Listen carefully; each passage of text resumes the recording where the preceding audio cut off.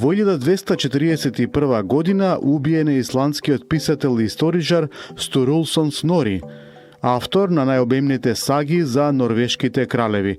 Убиството било нарачено од норвешкиот крал Хакон VI Хаконсон, бидејќи Снору бил пречка за исполнување на неговите планови, вклучувајќи го и припојување на Исланд кон Норвешка, што му успеало подоцна во 1262 година. Во 1499 година со мирот во Базел завршена е Швапската војна помеѓу Швајцарската лига и германскиот крал Максимилијан I, со кој Швајцарија се стекна со независност. На денешен ден, во 1499 година, турската војска ја опустоши Венеција, бидејќи во големата поморска битка ја порази нејзината флота. Во 1791 година роден е Мајкл Фарадеј, англиски физичар и хемичар. Тој го откри законот за електромагнетска индукција, кој стана научна основа на електротехниката. Потоа го откри законот за електролизата, што стана основа на електрохемијата, и законот за врската меѓу магнетното поле и светлината. Во 1792 година, во екот на војната со контрареволуцијата, париските маси го зазедоа кралскиот дворец во Париз и ги затворија Луи XVI и неговата сопруга Марија Антоанета. Законодавното собрание прокламира република, со што е создаден предуслов за спас на револуцијата и за одбрана на Франција од инвазијата. Истиот ден стапи во сила и новиот револуционерен календар.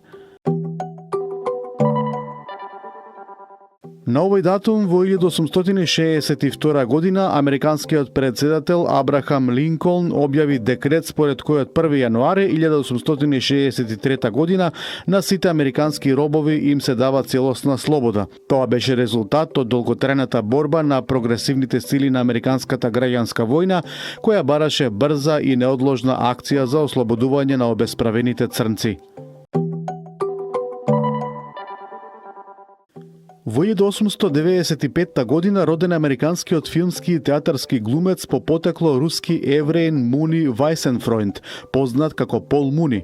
Беше познат прво по улогите во криминалистичките филмови, а потоа и како специјалист за улоги во филмските биографии на значајни лица. Во 1908 година Високата порта објави дека Турција добива устав и парламент, слобода на печатот и рамноправност на сите граѓани без разлика на верата. Уставот е донесен под притисок на младотурците.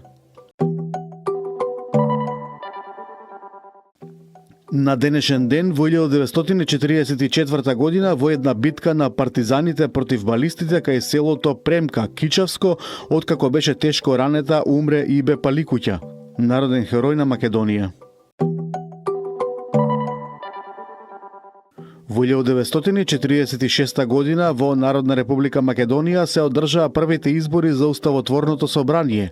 Во првото заседание на АСНОМ на 2 август 1944 година, кога се удрени темелите на новата македонска држава, и по второто заседание на АСНОМ во декември 1944 година во ослободената земја како резултат на изборената национална социјална, политичка и економска слобода, а врз основа на демократските принципи. Беа одржани избори за првото во македонската историја уставотворно собрание, кое го донесе првиот устав на Народна република Македонија.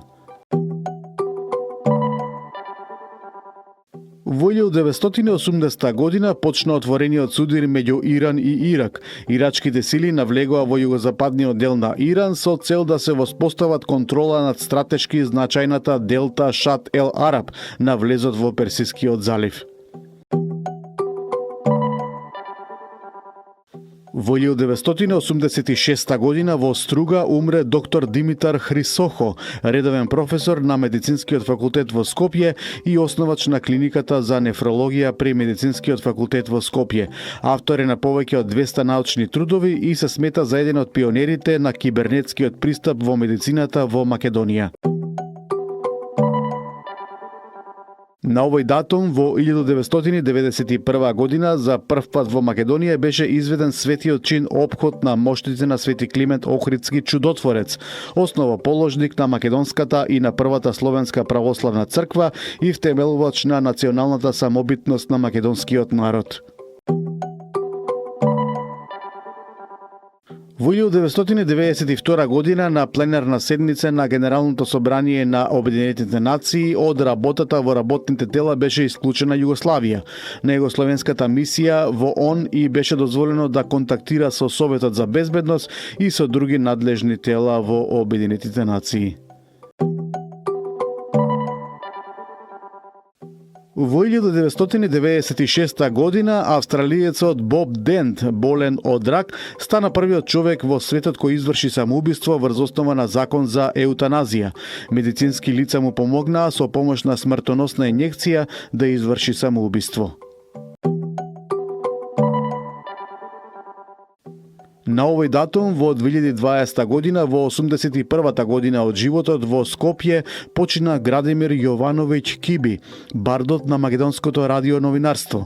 Јовановиќ беше единствен во историјата на македонското радио, кој во рамки на Радискиот фестивал на Југословенската радио и телевизија има освоено 3 први награди за најдобар радиовестник во конкуренција на сите радиостаници на СФРЈ, како и прва награда во конкуренција за најдобар политички коментатор.